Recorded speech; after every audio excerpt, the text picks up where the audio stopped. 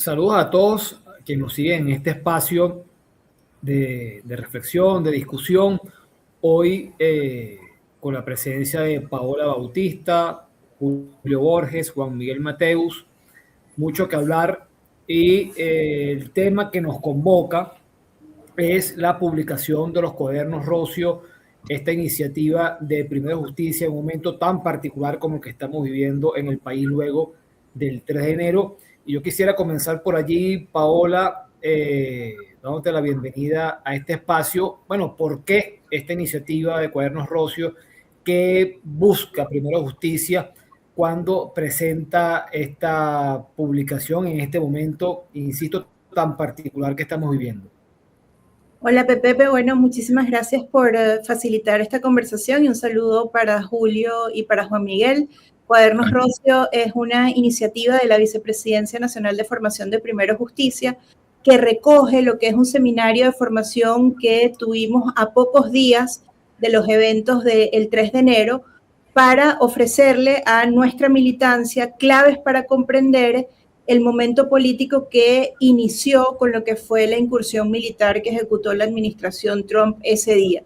Incluye 3 artículos que fueron 3 conferencias que dictamos para lo que es nuestra militancia y que está al servicio del país y de todos los sectores democráticos para nutrir el debate y ayudar a construir el camino hacia la democracia que nos debe incluir a todos.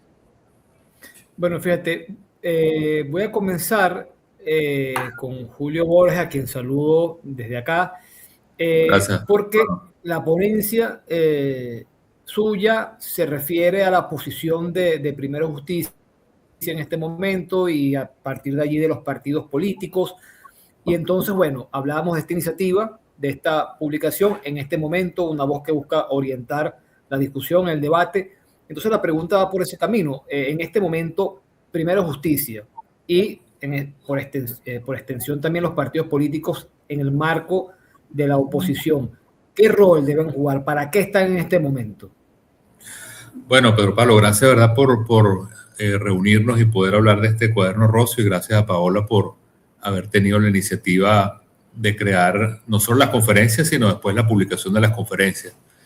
El momento es un momento muy especial en nuestra historia, porque estamos pasando de un momento de muchos años en los cuales la política era como un aire que se había ido perdiendo, como que el oxígeno se iba perdiendo y no se podía respirar y estábamos completamente asfixiados y no había política, a un momento en el cual se comienza a abrir poco a poco rendijas para volver a respirar y para poner de nuevo a la política en el centro de la acción ciudadana y de la acción del pueblo venezolano. Entonces, sin lugar a dudas, en ese momento que podemos llamar una transición que se está empezando a dar, que se está empezando a despertar, los partidos políticos tienen que recobrar su papel fundamental, que es el de organizar, el de formar, el de remover la conciencia de la sociedad, el de liderar, y ese papel se ha venido haciendo, pero cada día en condiciones mucho más difíciles, y ahora hay que, de alguna manera, despertar ese papel y ese rol de la política en el sentido amplio, ese oxígeno que es la política que no teníamos, y de los partidos políticos en la lucha por la democracia en el país.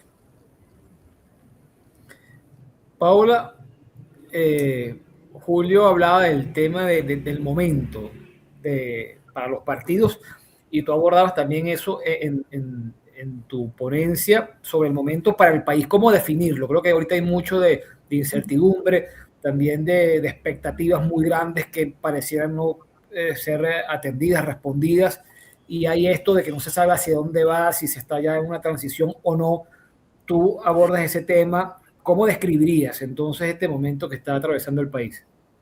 Creo que es un momento de construcción y es un momento de cambio y es un momento en donde hay amplias posibilidades de unir esfuerzos y generar las condiciones que nos permitan avanzar hacia la democracia. Hay unas condiciones en el país que son objetivas, que son reales y de las cuales los venezolanos nos podemos apalancar para transformar este momento de incertidumbre en un momento de cambio estable hacia esa democracia por la que tanto hemos luchado. Y creo que esos indicios son un poco lo que decía Julio, de la presencia de instituciones político-partidistas, de sociedad civil, un músculo social y político vibrante en Venezuela que no se agotó en lo que fueron los duros meses de represión que siguieron al 28 de julio.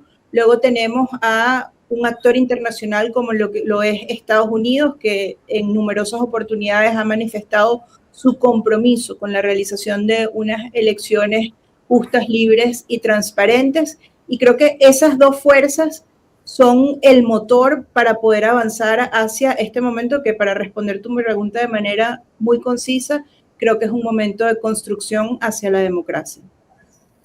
Yo con Mateo tengo un problema, y quiero hacer la segunda pregunta en vez de la primera que tenía pensada, pero voy a hacer la primera. Es que el texto o la ponencia, yo la compartí en un grupo diciendo, lean ahí porque yo coincido, pero ese es el segundo punto. Voy a arrancar con el primero.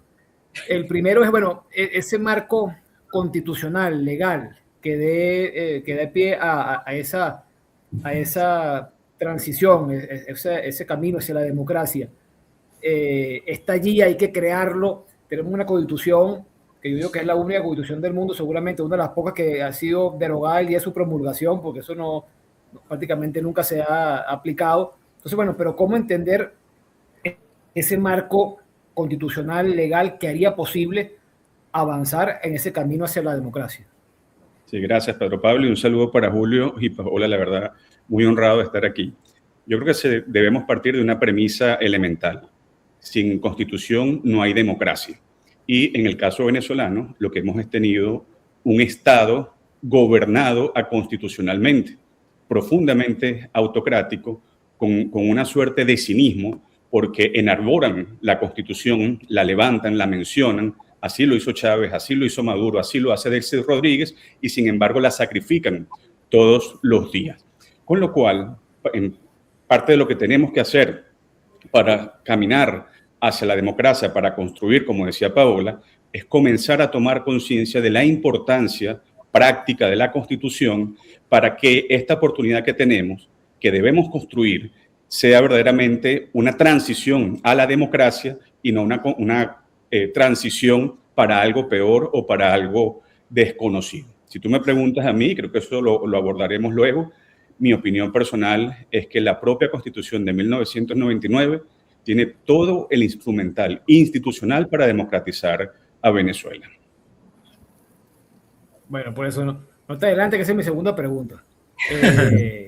Porque es un tema que se ha debatido en algunos grupos allí, y por supuesto siempre hay gente que está buscando inventar el agua tibia. Y voy con Julio. Julio, ¿cómo no desdibujarse en este momento? ¿A qué me refiero? Tú hablas de la importancia en tu ponencia, bueno, de confirmarse con un partido de oposición. Pero ¿cómo, digamos, hacerlo si el día de mañana, supongamos, llama Delcy Rodríguez a Julio Borges, de nuevo un escenario que estamos planteando, y te dice, bueno, pero hay un tal ministerio que pueden asumir, o alguien de Primera Justicia asuman este organismo? La misma estructura, quienes están al frente desde hace 27 años, pero te dicen, bueno, ahora toma este espacio, y eso se entiende como parte de un entendimiento, de negociación, acercamiento. Bueno, ¿cómo hacer, ¿no?, en este momento para, manteniendo los principios que han defendido, no desdibujarse y a la vez entender que se tiene que avanzar en espacios de diálogo o negociación con el otro sector que está el gobierno? No, eso es una gran pregunta, Pedro Pablo. Honestamente es muy interesante porque podría haber una visión ingenua que diga que la transición se construye con una especie de cogobierno o gobierno de unidad nacional, y que esa es la nueva forma de construir una sola Venezuela y no dos Venezuelas que están rotas, ¿no? Dos Venezuelas fracturadas. Paola siempre ha advertido sobre ese tema. Incluso hay experiencias internacionales que ella puede desarrollar donde oposiciones, por llamarlo de alguna manera, cayeron en ese esquema que para mí es negativo, sobre todo en el caso venezolano. Habrá momentos en que ha podido ser positivo y termina más bien, como tú dijiste en la pregunta, desdibujándose. Cuando nosotros decimos que tenemos que ser oposición, no es porque nosotros estemos empeñados en que el país tiene que seguir fracturado, pero estamos convencidos que el país no se pega y no se une buscando tener una especie de repartición burocrática a nivel de un gobierno de transición, sino que el país hay que volverlo a construir y a reconstruir y a pegar de abajo hacia arriba. Un poco como fue la experiencia de Sudáfrica con el apartheid, que ellos comenzaron a crear aperturas y encuentros desde las comunidades más pequeñas hasta la parte más amplia del país y no simplemente con repartos burocráticos. Tú lo ves, por ejemplo, cuando hubo el intento de golpe de Estado de Chávez, ¿fue sensato en aquel momento para la oposición meterse en el gobierno de Carlos Andrés o eso más bien destruyó una alternativa para Venezuela? Es un debate que sería interesante dar algún día. Para nosotros igual, nosotros somos oposición, seguiremos siendo oposición a este régimen y nuestro servicio es precisamente ayudar a construir una alternativa que pueda, a través de la democracia, sustituir este régimen y volver a unir a Venezuela.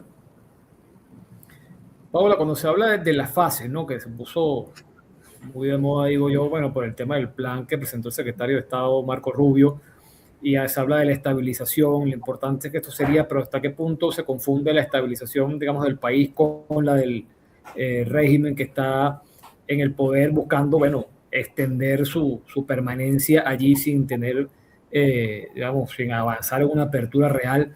Cuando se habla de esas fases y teniendo como objetivo que se mantiene, digamos, como prioridad la conquista de la democracia, cómo avanzar, cómo ir cumpliéndolas sin que eso, digamos, termine favoreciendo a que se mantengan las cosas tal como han estado desde hace 27 años. Sí, yo creo que lo primero y es lo que está escrito en el documento que estamos comentando, es que para primero justicia la estabilidad no es un término aislado y es un término que tiene que encuadrarse en los términos democráticos, porque la estabilidad, el orden sin democracia es sometimiento, y a la estabilidad que nosotros como venezolanos aspiramos y que estamos llamados a construir es una estabilidad democrática que se dé en libertad, apalancada en grandes consensos de la sociedad. Por eso, y creo que ahí es donde viene la principal tensión del momento que hoy estamos viviendo, donde hace 2 semanas vimos que reprimieron a trabajadores que iban a protestar por un sueldo digno. El día de ayer, estamos grabando viernes 17, el día jueves 16, se llevaron preso por unas horas a Alexis Paparoni, presidente de Primero Justicia en el estado Mérida. Eso es lo que atenta en contra de la estabilización que requiere la recuperación económica y el avance hacia una transición democrática. La fuente de desestabilización en Venezuela se llama la represión. La fuente de desestabilización en Venezuela se llama cambios no estructurales en el modelo político.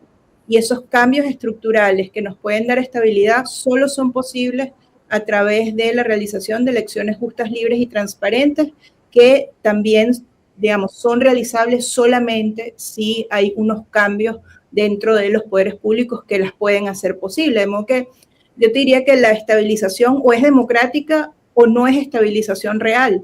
La estabilización o es democrática o no nos lleva hacia la recuperación. Y creo que eso es algo que Estados Unidos, como tutor de este proceso, tiene que tener muy en cuenta. Juan Miguel, ahora voy a un tema, porque te explico, estaba en un grupo debatiendo y una persona que en su momento apoyó a Chávez y ya no, de hace un tiempo no, pues insistía en la necesidad de una constituyente, ¿no? Que yo decía, bueno, estos compañeros no aprenden, no aprenden. Cuenta, ¿no? Yo no sé en qué grupos estás tú, Pedro Pablo, no sé en qué grupos estás tú. Le cogieron el butico. Y entonces lo que quiero es que desarrolles esa idea. Yo compartía tu texto para, o sea, diciendo que, bueno, por qué estaban allí recogidas las ideas de lo peligroso que sería lanzarse una constituyente. Pero bueno, quisiera que elaboraras eso, porque creo que también va muy vinculado a entender ese proceso de negociación que no se agota en el tema electoral, sino que debería ir mucho más allá pensando en la convivencia democrática el día después de la elección, que quizás es lo que poco se habla mucho de las garantías, condiciones electorales, y es un reclamo que está allí, pero también pensar en esa posibilidad de que, superado ese proceso, tengamos un país que tenga, bueno, un marco democrático y de convivencia que sea viable, ¿no? Y entonces ahí quisiera que hablaras de ese punto, del tema de constituyente y de los argumentos que tú señalas de por qué la constitución actual funciona y no tendría que buscarse otro camino, ¿no? Bueno, creo que ya diste la respuesta, o sea que estás muy en sintonía con lo que yo digo allí, ¿no? Pero la respuesta es práctica, muy práctica. Y quiero insistir en esto como premisa mayor, porque no es un preciosismo teórico ni un preciosismo técnico, es de practicidad política. Hay una suerte de debate entre Constitución de 99 y Asamblea Nacional Constituyente. Y quienes apoyan la Constituyente esgrimen fundamentalmente dos argumentos. El primer argumento es el origen de la Constitución del 99, la bicha, la de Chávez. Y también esgrimen como argumento que tiene déficits de diseño, que tiene algunas impurezas constitucionales.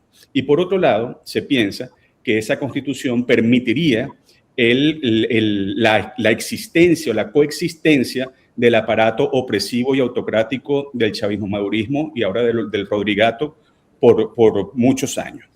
¿Cuál es mi tesis? Mi tesis es que por razón de economía, de calorías políticas, no nos metamos en un momento que todavía va a venir a ser tenso y puede haber más crispación, no nos metamos en una iniciativa que divida a los venezolanos. Porque si abrimos una constituyente, la posibilidad de una constituyente, vamos a querer ajustar allí todos los temas históricos que pensamos que no hemos resuelto. Y mientras tanto, vamos a perder las fuerzas para lograr lo que es verdaderamente importante en este momento, y es práctico, que es inaugurar la democracia con unas elecciones en lo inmediato, en cuanto se pueda. Después, cuando se inaugure la democracia, cuando se consolide, cuando verdaderamente haya posibilidad de constitucionalismo real, entonces podemos zanjar los asuntos históricos vía reforma o vía constituyente. Pero no es verdad que la constituyente va a resolver de raíz el desmontaje del aparato autocrático del régimen, sino que nos puede meter, creo yo, en problemas cívicos muy graves y peores.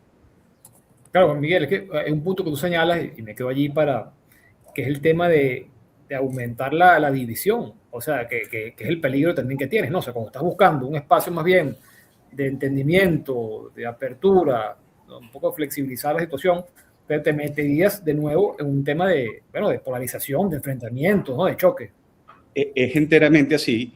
Lo que no se puede imaginar o no se puede pensar en un sano juicio es que se convoca una constituyente y se le va a privar a las parcialidades del país, bien sean los partidos políticos, la sociedad civil, los estamentos, el clero, las iglesias, que se les va a privar de poner sus ideas y de dar debates. Una constituyente supone una gran capacidad deliberativa, y esa gran capacidad deliberativa supone también un momento de sosiego institucional, si no es una montonera más. Y nuestra historia pues demuestra cómo hemos tenido una deriva errática desde el punto de vista constitucional, porque han sido 27 constituciones las que hemos tenido. Y aquí lo que hay que decir es que la justicia y la democracia no dimanan de un texto constitucional, dimanan de la disposición cívica, del alma de los actores, de los dirigentes y de los ciudadanos también, de someterse a la Constitución o de someterse a un orden de justicia. Hay un sabio alemán que se llama Konrad Hesse, que fue magistrado del Tribunal Constitucional, que dice: la mejor garantía de una Constitución no son sus propios mecanismos internos, es la voluntad firme de los actores y de la ciudadanía de vivir a su amparo. Y yo creo que eso es algo que los venezolanos tenemos que inculturar en nuestra vida política. Julio, hay un tema que me parece también interesante que tú planteas acerca de el tema de los partidos, y lo veo uno ahora que ve a los partidos nuevamente reactivándose, organizándose con dirigentes que estaban en el exilio, que están detenidos, que están en la calle nuevamente, que no se trata de esperar. O sea, digamos, y creo que sería bueno que desarrollaras esa idea del partido como un motor para que las cosas ocurran. O sea, no es que se sientan a esperar a que haya condiciones o que se dé el mejor momento, sino que desde ya se esfuerzan por construir ese cambio que quieren alcanzar, tomando en cuenta además que se viene una etapa de mucha persecución, restricciones, que obviamente parecía que los partidos no existían, no había noticias de los partidos, no había actividad de los partidos, y ahora uno ve que nuevamente, bueno, salen a la calle, y esa importancia de los partidos como motor de cambio, de transformación, y no simplemente como, digamos, espectadores que estén allí esperando que estén en las mejores condiciones, ¿no? Sí, también una muy buena pregunta, Pedro Pablo, en serio. Fíjate, yo creo que una de las cosas, y lo he hablado mucho con Juan Miguel y con Paola, es un poco que el 3 de enero hay un cambio radical, es decir, pasamos de negro a blanco de un solo segundo, y hay que detenerse como país a ver qué lecciones tenemos que aprender. Y yo creo que ese es un ejercicio pendiente muy, pero muy importante. Nosotros lo hemos hecho en conversaciones, tiene que ver con las Fuerzas Armadas, tiene que ver con nuestra historia, tiene que ver con nuestras élites, tiene que ver con muchas cosas, pero uno en particular que a mí me preocupa mucho es el tema de la antipolítica.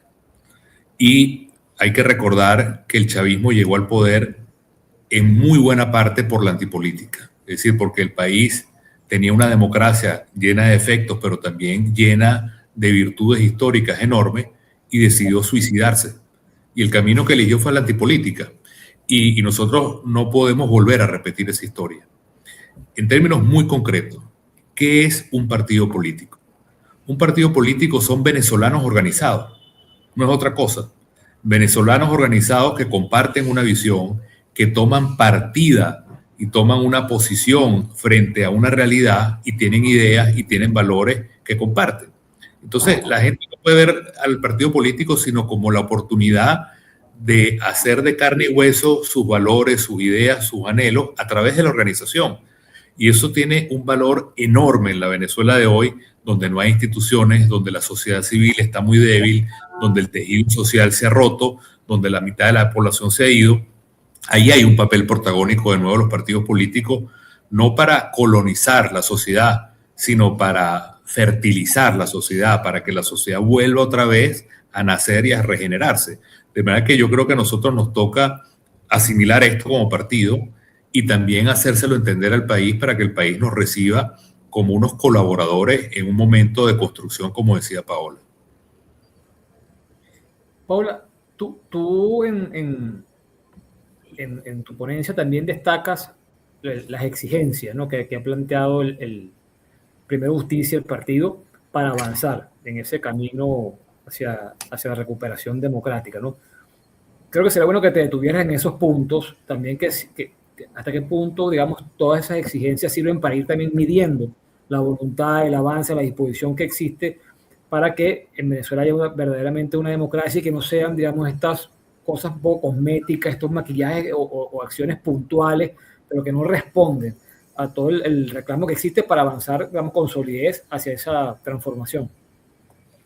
Sí, yo creo que ese es el mayor desafío, y que Julio lo refirió con respecto al rol de los partidos políticos, es pasar de una dinámica de fuerza, que su máxima expresión fue lo que ocurrió el 3 de enero, a una dinámica política que está regida por la ley y la razón, y que esa implementación o ese acudir a la ley y a la razón se traduzca en instituciones firmes que le den estabilidad y estabilidad democrática, ¿no?, al proceso político. Y para ello, ese paso de la fuerza a la ley y al uso de la razón necesariamente tiene que tener expresiones políticas muy concretas, como por ejemplo el nombramiento de un nuevo Consejo Nacional Electoral que responda a los principios constitucionales que nos rigen, como lo comentó Juan Miguel, eliminar la censura, es decir, que todos los venezolanos puedan encontrar en el espacio público voces que sirvan a la verdad y los representen, que por cierto a mí me ha alegrado mucho, Pepe, verte de nuevo en Radio FM abierta. Eso es un signo de que hay una flexibilización que está permitiendo que voces como tú le vuelvan a hablar a nuestro país. La legalización y el justo sí, de los partidos políticos y de los políticos que han estado inhabilitados, y que podamos reinsertarnos en la vida pública sin ningún problema, el desmantelamiento del aparato de represión, el cierre de los centros de tortura. Hay unos hitos que deben trascender a la voluntad arbitraria de un funcionario público y deben ser cambios estructurales reales que nos den estabilidad y seguridad al proceso político que estamos viviendo. Yo creo que eso es lo fundamental y a lo que no solamente Primero Justicia como partido político, sino todos los sectores que quieren democracia para Venezuela debemos empujar hacia allá. Que hayan cambios que sean estructurales, que sean firmes, que tengan lo que es reflejo constitucional e institucional y le den seguridad al país para avanzar sin miedo, porque no hay mayor fuente de inestabilidad que el miedo, el temor y la incertidumbre. Juan Miguel, tú hablas de casos también de otras transiciones que se han dado, ¿no? El caso de Alemania, España, Chile, las particularidades del venezolano. Cuando tú ves esos casos, ves lo que ocurre en Venezuela, con sus diferencias, coincidencias que pueden existir algunos elementos, digamos, ¿qué lecciones pueden extraerse allí para ir evaluando y midiendo ese avance a la democracia, esa disposición que puede existir o no dentro del régimen para facilitar esa transición? Tú marcas ahí unas diferencias importantes con otros casos, por ejemplo, con el de España, que señalas allí. Entonces, bueno, cuando ves esos casos y ves lo que está pasando en Venezuela, ¿cómo lo evalúas, cómo lo analizas? ¿Hay elementos que te hacen ver que se va por un camino positivo o que estamos todavía construyendo una cosa venezolana allí con una cantidad de desafíos, ¿no? Bueno, en mi criterio, deben existir méritos democratizadores. Es decir, si los autócratas que están en el poder ahora quieren una transición verdaderamente democrática, ellos tendrían que lograr algunos méritos, desmontar alguna estructura de represión en serio, convocar elecciones.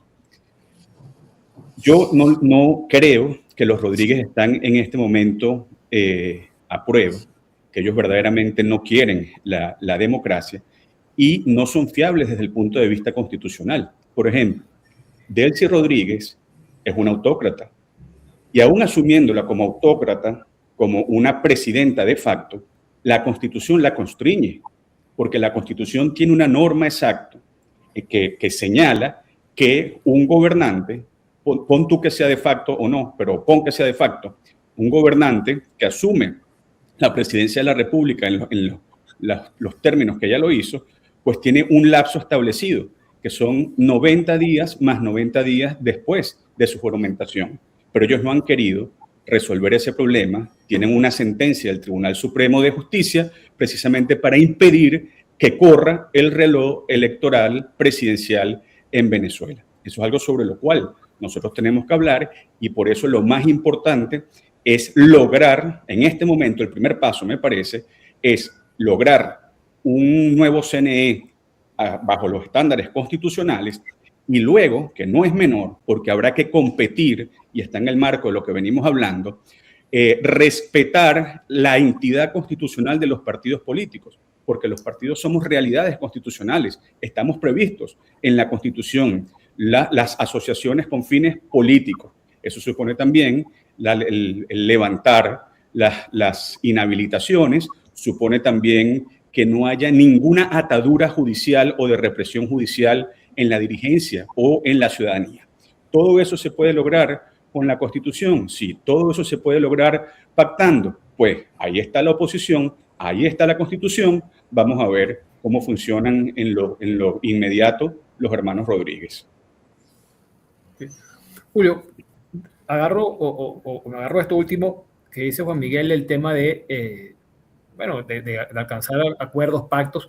Tú que tienes la experiencia de haber estado en procesos de negociación muy difíciles, tú mismo lo has señalado así. ¿Qué expectativas puede haber ahora? Sobre todo, yo creo que hay un punto clave, que es que para tú poder negociar, tiene que sentarse en la mesa que me representan a un sector y a otro. O sea, no puede haber vetos, no puede haber que yo a ti no te permito sentarte ahí, o yo prefiero entenderme con aquel, ¿no? Que es un poco también lo que ha hecho el gobierno desde hace mucho tiempo, ¿no? Tratar de escoger quién es el representante de la oposición y a partir de allí, pues llegar a los acuerdos que ellos estimen convenientes, ¿no? Entonces, mi pregunta va por ese lado de cómo puede avanzar una negociación que sea real, que sea seria en en este momento tan complejo, donde además insisten o se mantiene ese veto, esas restricciones sobre el liderazgo opositor. Bueno, ¿cómo hacer, cómo pese a todo ello, poder tener una negociación que arroje resultados concretos y que sirva y que no sea como todos los procesos anteriores que lamentablemente han sido un fracaso? Bueno, es que todo tiene su momento, Pedro Pablo, y cada momento tiene su dinámica. Hay momentos en los cuales votar fue fundamental, como por ejemplo cuando se ganó el Parlamento o se ganó la presidencia de la República, y hay momentos en los cuales sentarse a negociar era una posibilidad también para ver si se avanzaba o no se avanzaba. Y este es un momento en el cual se abre una oportunidad en la cual se puede pensar que se puede construir una negociación clara. ¿Cuál es la diferencia en todos los momentos anteriores? Nosotros, recordemos, tuvimos un primer encuentro con la Iglesia cuando el Papa Francisco mandó a un cardenal a Venezuela a negociar. Luego estuvo el caso de República Dominicana, en el cual yo estuve. Luego estuvo el caso de los noruegos. Es decir, ha habido diferentes momentos de negociación y unos sirvieron para algunas cosas, otros no sirvieron para nada, unos fueron avances, otros fueron retrocesos. Ahora, la gran diferencia con todos los procesos anteriores es que ahorita hay un tercer actor que nunca había estado, que no es la comunidad internacional que era observadora anteriormente, sino que es un actor que está sentado en la mesa con un poder, nos guste o no, mayor que el resto de los actores, que es los Estados Unidos. Entonces, eso de alguna manera crea un tablero completamente diferente para que la posibilidad de cualquier acuerdo, por ejemplo, en el tema electoral, por ejemplo, en el cronograma electoral, en todo lo que tiene que ver con la designación de nuevas instituciones en Venezuela, hay un poder garante que nunca lo habíamos tenido. Entonces creo que si eso se usa sensatamente y los Estados Unidos está dispuesto a jugar un papel en ayudar a que se pueda parir realmente un camino muy claro, creo que este camino, a diferencia de los otros momentos, podría ser absolutamente diferente y muy positivo para que el país logre una democracia de plenitud. Depende de nosotros también. Es un tema que tenemos que estar claros. Aquí nadie nos va a regalar nada y nosotros tenemos que seguir presionando para que esa apertura. Sí, bueno, ya por tiempo tenemos que ir cerrando y quisiera, Paola, ¿qué mensaje se le puede enviar? Digamos, ahorita yo siento que hay mucha incertidumbre, expectativa con la posibilidad de un cambio, pero también a veces puede haber un poco de frustración porque las cosas no avanzan al ritmo que la gente quiere en todo sentido. En la parte económica, ni hablar, donde hay bueno, vemos las manifestaciones por el descontento, porque la gente sigue padeciendo los problemas que se vienen arrastrando hace mucho tiempo, inflación, devaluación, etcétera. Pero también en el campo político, donde se esperaría quizá o se tiene la aspiración de que haya avances mucho más rápidos y vemos más bien, bueno, que las cosas no van al ritmo que la gente exige después de tanto tiempo, pensemos esperando, ¿no? Que también eso pasa, esto no es que son cuestión de meses, sino mucho tiempo, la gente con esa aspiración de cambio que no termina de concretarse. ¿Qué mensaje se le puede dar a la gente en ese sentido y hasta qué punto, digamos, conectar con el sentimiento de cambio, ¿no?, que existe? Bueno, yo te diría tres cosas, ¿no? Lo primero es que es un momento que va en construcción y que demanda muchísima madurez por parte de toda la sociedad venezolana y muy especialmente por parte de los políticos y de sus casas naturales, que son los partidos políticos. En los momentos de incertidumbre, ahí Julio María Sanguinetti, presidente uruguayo, tiene un libro muy pequeño que se llama El temor y la impaciencia. Y es un ensayo sobre las tensiones psicológicas que hay en los actores políticos en los momentos de incertidumbre y cambio como los que nosotros estamos viviendo, en donde hay que gestionar el temor que tienen quienes saben que su tiempo se acabó y que tienen que dejar el poder, y la impaciencia de quienes hemos luchado durante muchísimo tiempo y que estamos deseosos de entrar en esa fase de prosperidad. De modo que tenemos que tener muchísima madurez para gestionar esa tensión, el temor y la impaciencia, y que este sea un camino que sea verdaderamente fructífero y nos lleve a la democracia. Lo segundo es la importancia de la unidad de los demócratas en el momento que estamos viviendo. Es un momento muy complejo que demanda la unidad de todas las fuerzas que quieren democracia para nuestro país. Una unidad que sea representativa, que reconozca el liderazgo de María Corina Machado y que tenga la amplitud suficiente para que todos formemos parte de un proyecto que sintamos como propio y no de alguien en concreto. Entonces, es una unidad que también debe ser madura, amplia, fuerte y sobre todo operativa. Y ahí voy en lo tercero, que quiero conectar con lo que dijo Julio, que nadie nos va a regalar nada. Esta época de construcción nos tenemos que poner el casco, las botas, los guantes y entrar al terreno de trabajo a construir ese país que queremos y por el que tanto hemos luchado. Cuando decimos que nadie nos va a regalar nada, es una frase que convoca a todos los que quieren democracia en Venezuela. Y yo quiero terminar este comentario diciéndote que así como identifico los desafíos y los riesgos, veo que en nuestra alforja hay muchísimas herramientas para tener esperanza y para ver el futuro con mucha ilusión. Juan Miguel, en la misma línea de esa pregunta, tú hablas de las 4C, ¿no? Y la importancia del consenso también en esta construcción. Bueno, tomando en cuenta eso que señalas allí, bueno, cómo avanzar a pesar de todos estos obstáculos, decepciones, ansiedad que existe, escepticismo, dudas, para poder, digamos, alcanzar el objetivo de la democracia. Sí, bueno, yo creo que como decía Julio y también decía Paola, todo tiene su momento. Nosotros aún estamos en momentos de incertidumbre, en momentos de construcción. Por eso tenemos que estar preparados para que haya crispaciones, que haya algún forcejeo, aunque sea institucional o de opinión pública, porque en el fondo de lo que se trata es de despojar del poder a un monstruo autocrático enorme. Una vez que logremos dar la batalla cívica de unas elecciones, se inaugure la democracia, el país tiene que cambiar.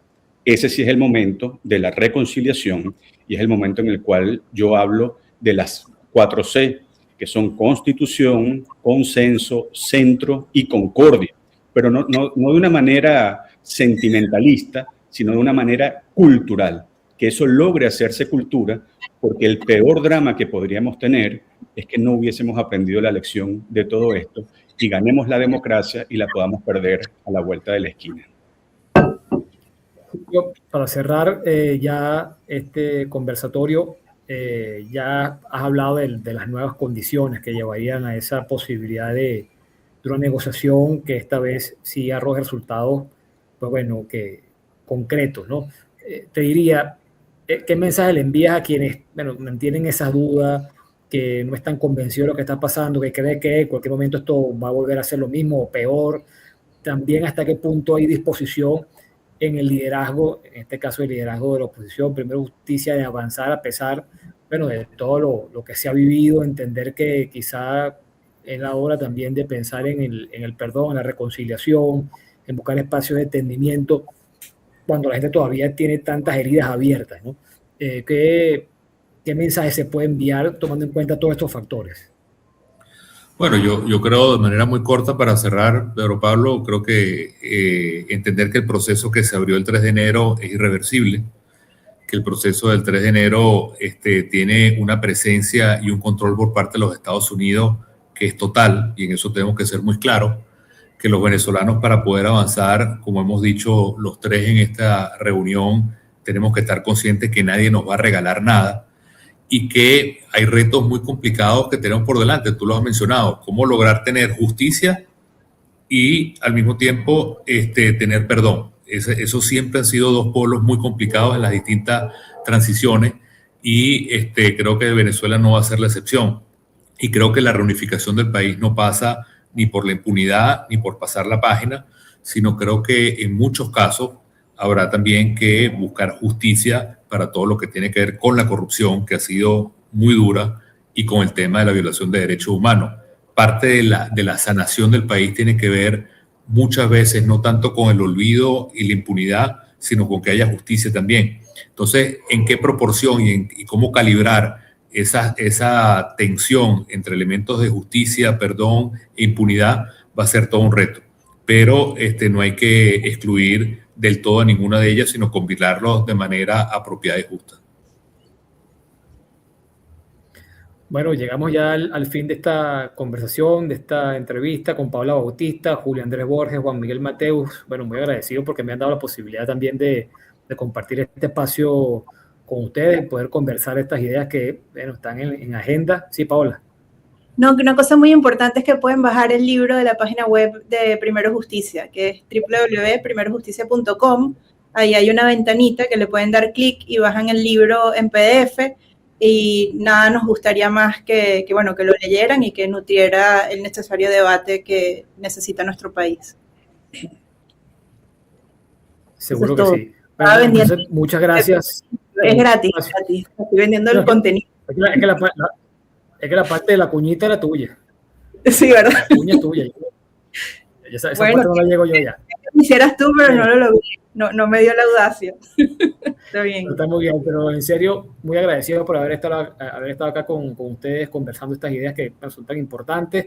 También recomiendo que lean este cuaderno Rocio, que hay una cantidad de ideas allí muy importantes para el momento que estamos viviendo, para el debate que estamos viviendo acá, que además todos los días pasan cosas que eso nos hacen pensar y ver hasta qué punto esto puede avanzar al objetivo que todo el mundo realmente anhela, que es un país democrático, con una convivencia sana, en el marco de la Constitución y que, bueno, seamos el país que todos queremos ser, ¿no?